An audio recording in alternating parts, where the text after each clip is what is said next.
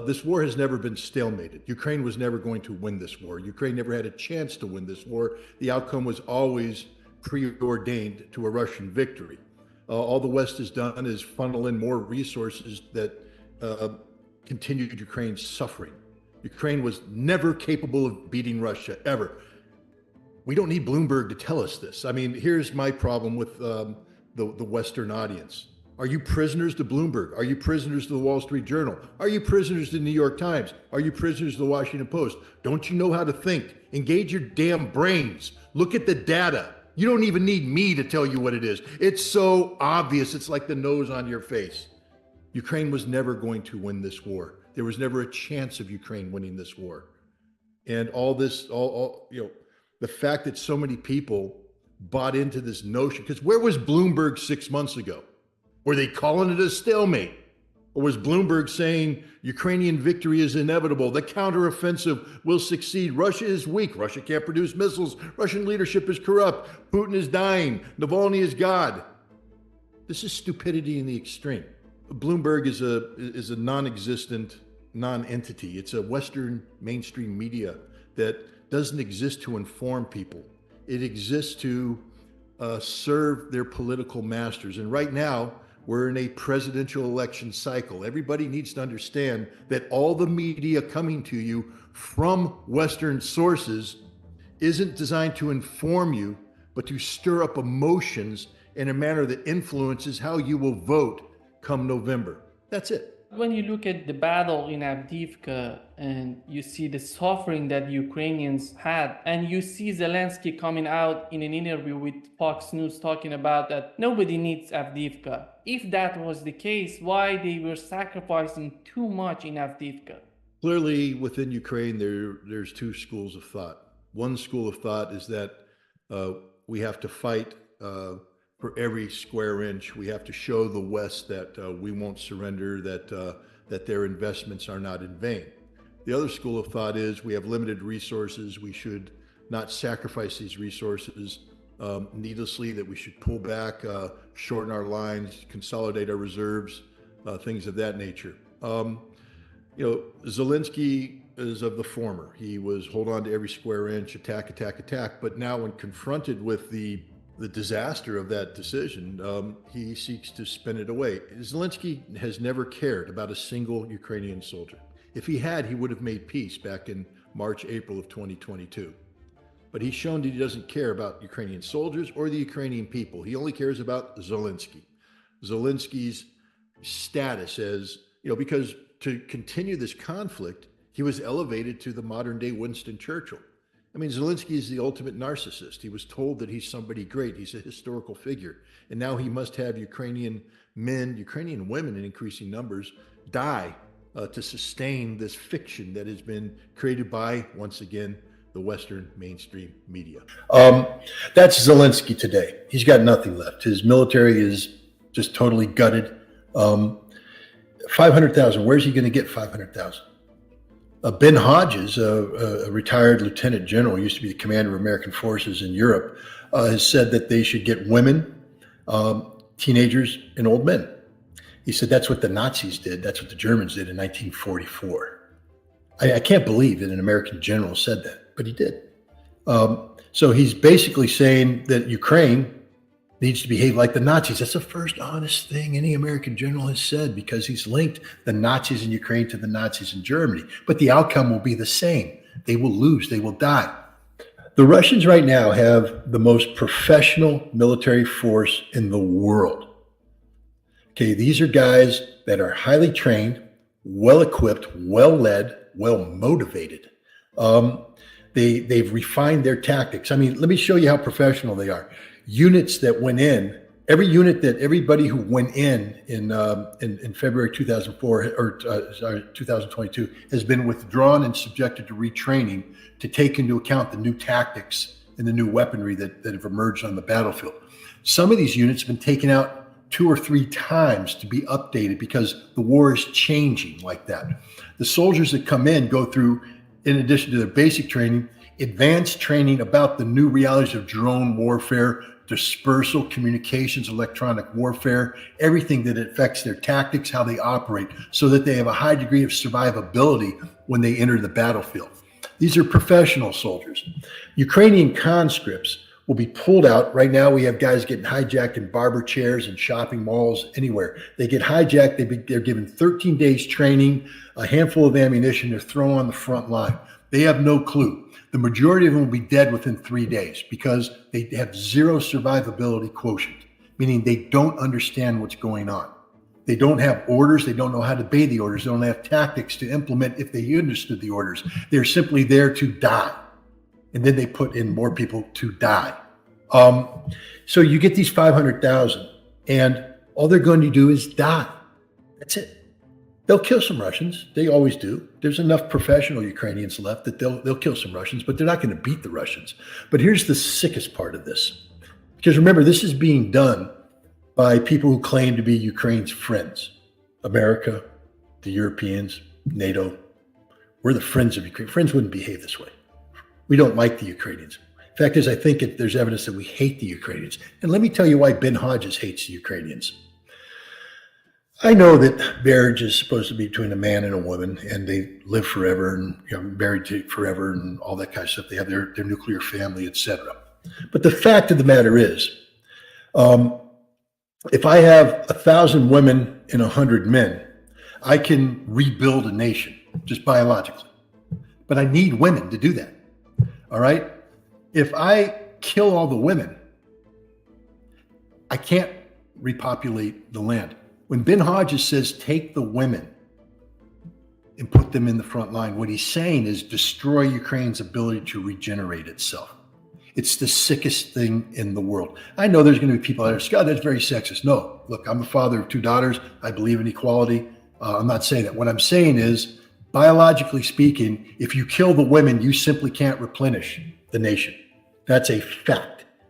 And so what we're encouraging Ukraine to do is die as an ethnicity, die as a nation, literally die. I mean, to the point where there will be no Ukraine because there'll be nobody left to make new Ukrainians. And you need the women to do that. And you're going to send them all off to the battlefield. This is the depravity of the United States. Again, we should have known this. I mean, look what we're doing with Israel and supporting, the genocide of the Palestinian people. So let's not pretend that suddenly the United States has one standard for Israel and another standard for the rest of the world. America is about genocide. We're about being willing to sacrifice non-American people to achieve American objectives. And this is despicable and sickening as one can possibly imagine. One of the things that Putin said during this interview, when it came to the mercenaries in Ukraine, he said the first country is Poland, the second is United States, and the third is Georgia. Did you know that we have a lot of Americans in Ukraine in the second place? That was shocking for me. Why was it shocking to you? Of course, we know there's lots of Americans. They're idiots. They go on TikTok, they go on Facebook, they go on Twitter. They flood the social media with their presence, and they die in droves. Of course, we know there's a large number of Americans in there. The Russians have been saying this for some time now. Listen to the Russian commanders about the amount of English being spoken on Ukrainian military nets in combat. They know this. They see the dead bodies. It didn't take me by surprise at all. When it comes to the mercenaries, how much they have influenced this conflict in Ukraine? What was the outcome for the West? Look, is there anything good coming out of it? Yeah, dead mercenaries. Dead mercenaries are always a good thing. I hate to be callous that way, but a mercenary is the scum of the earth. You're being paid to kill somebody not in support of your nation. Don't tell me about the cause. If it was about the cause, you'd volunteer. But you're taking money to go and kill Russians in this case. So you're the scum of the earth. You stand for nothing. You don't stand for America. Take the damn flag off your shoulder. Stop pretending that you're American. Burn your passport because you're the scum of the earth. You take money to kill people. Okay, you're a murderer. That's it. Just a murderous scum. So what good comes out of mercenaries going to Ukraine? That they die. That's what's good about it. And hopefully they die in large numbers, huge quantities. But this isn't a cause like we saw with the Abraham Lincoln Brigade during the Spanish Civil War, where Americans went over to fight for a cause they believed in. What is the Ukrainian cause? If it's anti-Russian, then it's not a Ukrainian cause. That just means that you're prejudiced against Russians, and you just want to kill Russians, and you kill Russians wherever you could. Do you support Banderism? Are you a racist? Are you a Nazi? Well, then again, that goes in line with the kind of mental capacity that's required to be a mercenary. It means you're not a human being. You're scum. I hope you die soon. This isn't a cause. This isn't something to rally around. Did they have an impact? I think in the summer of 2022, they did have an impact. They stepped in at a time when the Ukrainian army had been eviscerated by the Russians. Everybody talks about the peace negotiations. Why do you think Ukraine went to the peace table so early on? Because the Russians were destroying their army, wiping them out. Yes, the Ukrainians are doing a flexible defense. Yes, Russian forces penetrated too deep sometimes without adequate security. Convoys were cut off and killed. But the Ukrainians were being wiped off the map. Talk to the Ukrainian soldiers about May, June, and the desperate straits they were in. It was only the injection of $48 billion of U.S. military aid and a couple $1 billion from the Europeans, and the arrival of tens of thousands of mercenaries who were able to form units that were able to be deployed on the battlefield and used in support of this operation, this counteroffensive, along with other Ukrainian units. But the mercenaries took the lead in this counteroffensive. Now, they all died, and so did the Ukrainian army. That's why they had to rebuild them. But now it became positional warfare, and mercenaries started to realize that war is hell. It's not a lark. It's not a game. Getting hit by Russian artillery over and over and over again with no hope of surviving became something that fewer mercenaries wanted to participate in. And today, I think you see there's fewer mercenaries on the battlefield. They are deployed in areas where you have Ukrainian nationalist units, Azov Battalion, the Nazis, because they are like-minded. They're criminal elements. But fewer and fewer people are willing to go off and volunteer, sign up for what is, in all essence, a death sentence. But no, mercenaries haven't had a meaningful impact on this battlefield, except extending the conflict. And the only thing good about it, as I said before, is that for every mercenary that signs up, hopefully that's just one more dead mercenary. The world doesn't need mercenaries. The world doesn't need mercenaries. The world should condemn mercenaries. Nobody should weep over the death of a mercenary, because they are people without a state. They have said, I am not. I get tired of saying a Brazilian mercenary. Really? A Brazilian mercenary? He's not a Brazilian. He's a mercenary. He's taking money to kill Russians. Is that the official policy of Brazil? Then send your own troops who took an oath to Brazil saying, we are defending Brazil's interests by going to Ukraine and fighting the Russians. But don't call them a Brazilian mercenary. They're stateless. They don't belong to Brazil anymore. They're the scum of the earth. Don't call them American mercenaries. They're stateless. They're not Americans. Americans take an oath to their country, wear the flag, get paid by the American taxpayer, support the Constitution. You don't go over there as an individual to get paid to wage war on behalf of a non-American entity like Ukraine, especially one that has embraced the ideology of Stepan Bandera. Mercenaries have no state. They're stateless scum. And when they die, nobody should shed a tear.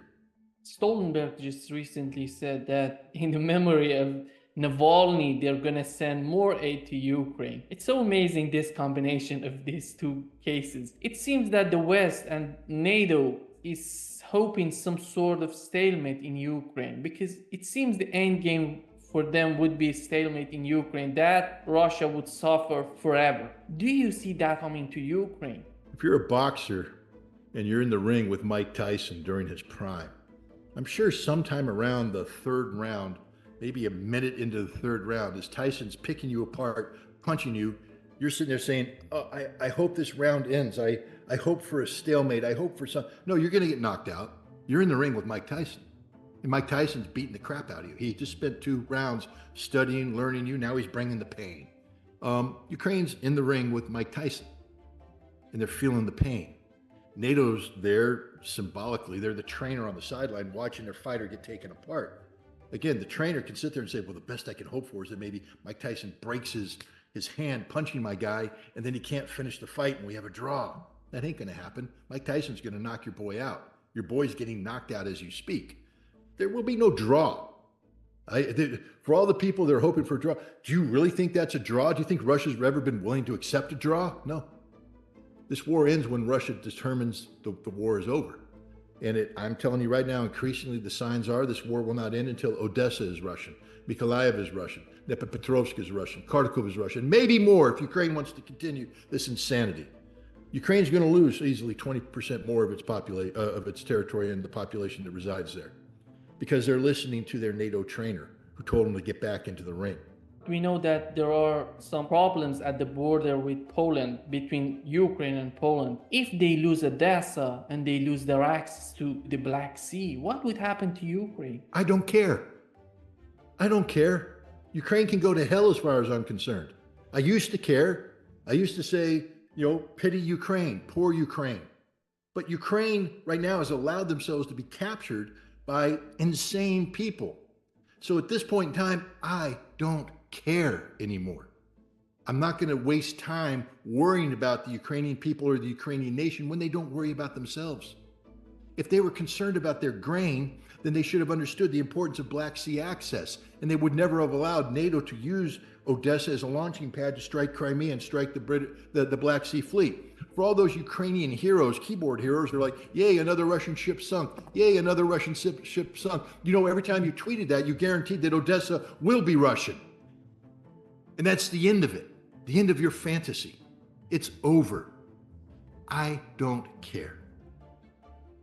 Russia will resolve the Ukrainian question the way Russia sees fit. But I'm not wasting any more time on Ukraine. I don't care. Because every time I cared for them, they disappointed me. Why should I care about a people that don't care about themselves? Why should I worry about the fate of the Ukrainian farmer when the Ukrainian government doesn't care about the fate of the Ukrainian farmer? Why should I worry about the citizens of Western Ukraine when the Ukrainian government doesn't care about them?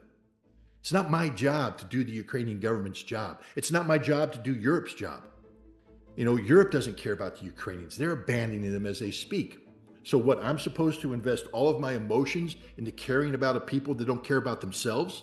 I used to cry, at the end of each week about what's happened in Ukraine. There's no more tears for Ukraine. No more tears for Ukraine. Russia needs to finish this job, and then Russia will decide what the fate of Ukraine is. All I can say for the Ukrainian people is, look at how the Russians were willing to work with the Chechens and come up with an equitable solution for the conflicts that they fought there. Chechnya today thrives. They have their own language, their own religion, their own culture. They get along great with the Russians. That could be Ukraine's future, but I don't care. That's a Russian problem now. But for the Ukrainian people, for the Ukrainian army, for the Ukrainian farmer, no more tears for me. I just don't care because they don't care about themselves.